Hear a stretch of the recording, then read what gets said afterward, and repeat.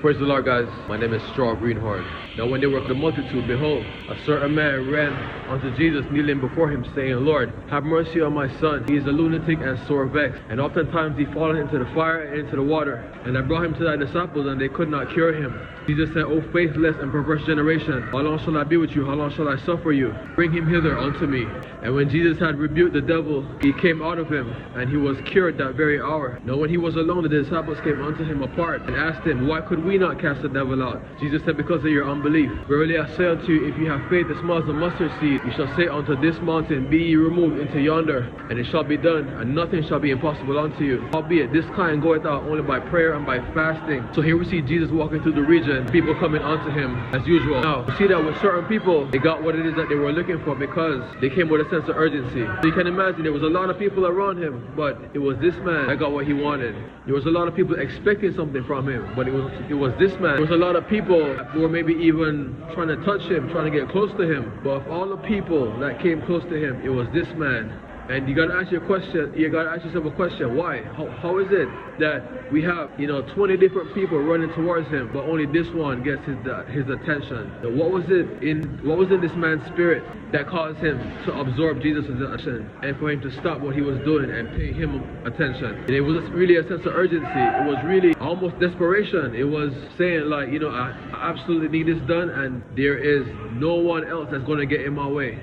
It was almost like, when a parent will have multiple young children and, they all bid for the parent's attention, and, one of them usually ends up getting it. It was kind of like that.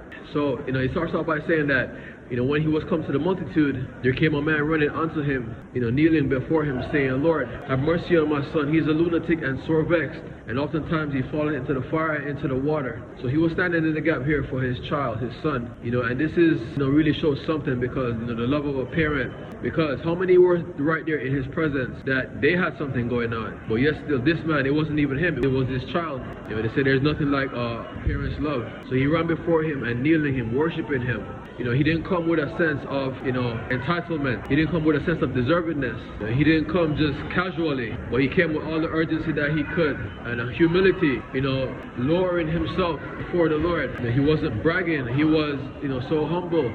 God, and the Bible says that God, resist the proud and give it grace to the humble. How many people around him were needing something and they were just too proud to ask, too proud to the position that he was coming from. Because there's people sometimes that they expect things and they can be so ungrateful, but not this guy. He ran out to Jesus, kneeling before him, worshiping him. He said, Lord, my son is grievously vexed and lunatic, and oftentimes he falleth into the fire, into the water. The diagnosis that he was given, that he was a lunatic, because I imagine that he was walking around with this diagnosis before Jesus came on the scene. He probably brought his son to the temple, to the physicians, to the doctors, family members. He probably tried everything that he could, and that's the diagnosis they gave him, that he was just lunatic. Because there's no way that this diagnosis would have come from the Lord, because he would have told him plainly that he's demon possessed or something to that effect. He would have mentioned the presence of the Spirit operated in him. So now we say that he says that he is lunatic and grievously tormented, grievously vexed. This means that this thing was really affecting him. That's what I'm seeing. Being lunatic and grievously vexed. It was interfering with his life. He probably couldn't go out in public because this thing could come on at him at any time. I imagine him having full round the clock care, and it was maybe taking a toll on his parents, and if he had any siblings, the family on a whole. So he was grievously tormented and vexed, and oftentimes he fallen into the fire, into the water. We're confirmed by sister that he had to have a round the clock care, somebody watching him.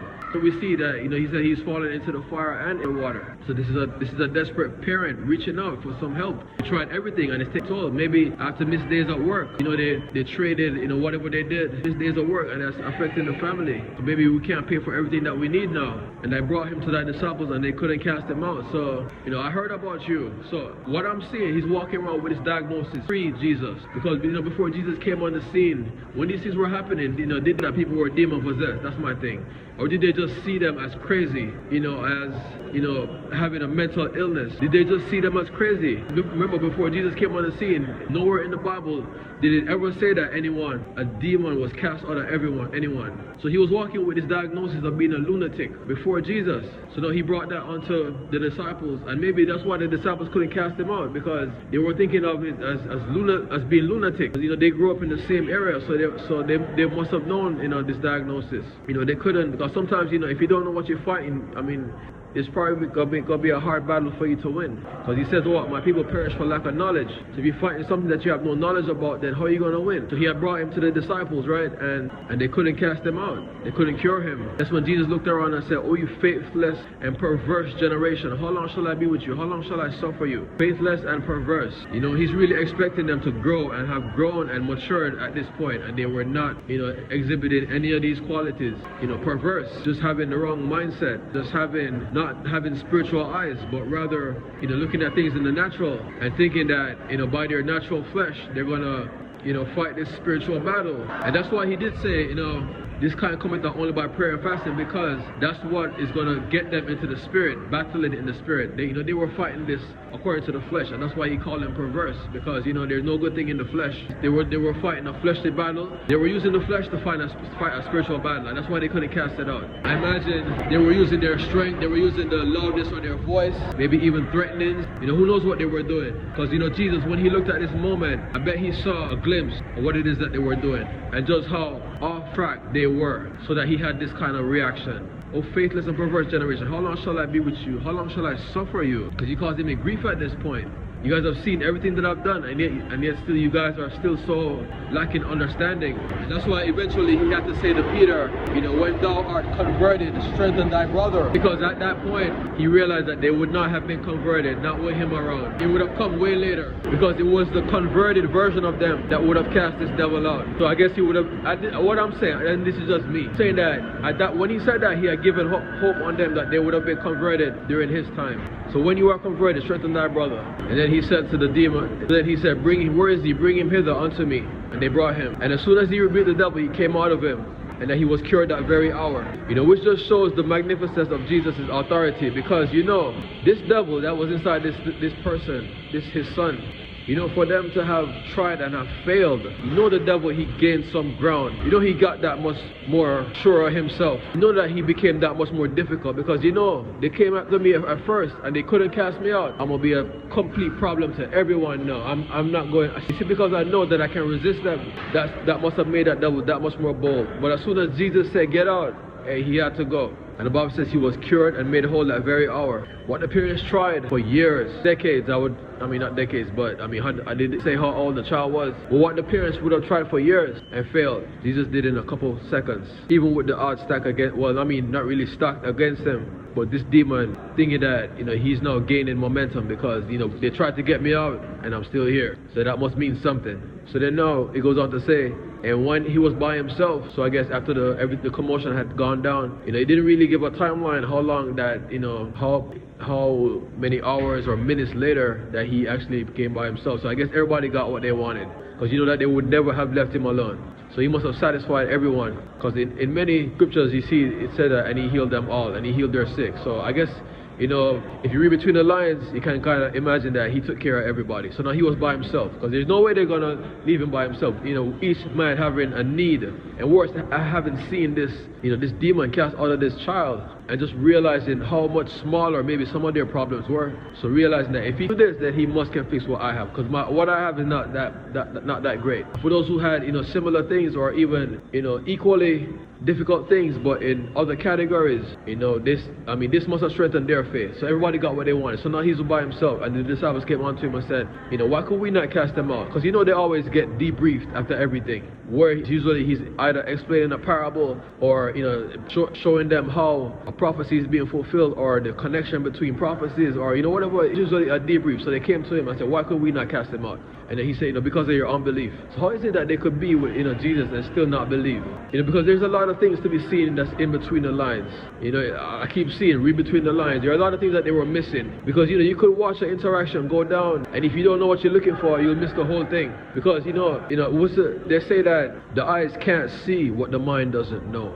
The eyes cannot see and what that means. If you're unaware of a principle, it'll go on right before you and you'll never know what's going on. Simple ability to read letters, like the English language or whatever language. If you weren't taught that, you could watch other people read and watch them read and you would never know why is it that they're able to pronounce these letters. Because at some point, you have to be introduced to letters. You have to be introduced to their sound, how it affects them when they're combined with other letters. I mean, this is a really small and maybe stupid example I'm using. If you never learn letters and you never learn how to put them together, then you could watch somebody read and you would never know how to read yourself. And you could watch them read for hours maybe. Because the mind, the eyes can't see what the mind doesn't know.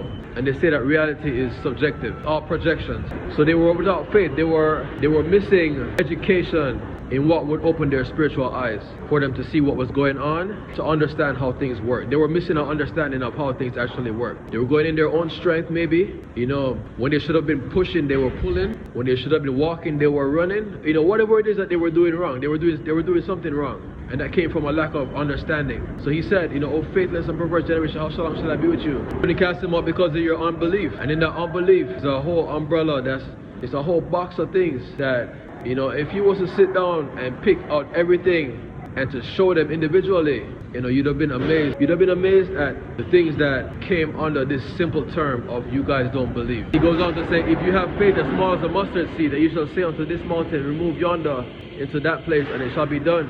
And nothing shall be impossible unto you." So what is that faith? Faith is that spark. Faith is that light, that possibility of believing that it's possible. So is it possible they were casting out this devil, not believing that it was possible? I mean, I would say that that's part of it. Howbeit, this kind goeth out only by prayer and by fasting, only by preparation. Your prayer and your fasting, that's preparing you to attack it from the right angle, the right mindset. It's like, I don't know, a boxing match I'm seeing. How would you prepare if you were going to fight a little weak, skinny guy? You would prepare for that fight differently as when you were going to fight like maybe Mike Tyson or Muhammad Ali in their prime. You prepare a lot different, right? Fasting is to prepare you. It's to get you that momentum in the spirit world, not in the physical. Because all the momentum in the physical can mean nothing in the spiritual. We wrestle not against flesh and blood, but against principalities and powers, rulers of darkness of this world, and spiritual wickedness in high places. We wrestle against principality. This was a principality. They didn't understand that this was a child of Abraham, that this demon was operating illegally. He had no right to be there. They were trying to muscle him out when he actually had no right to be there. He's asking the wrong questions. He's giving the wrong answers. My name is Straw Greenhorn.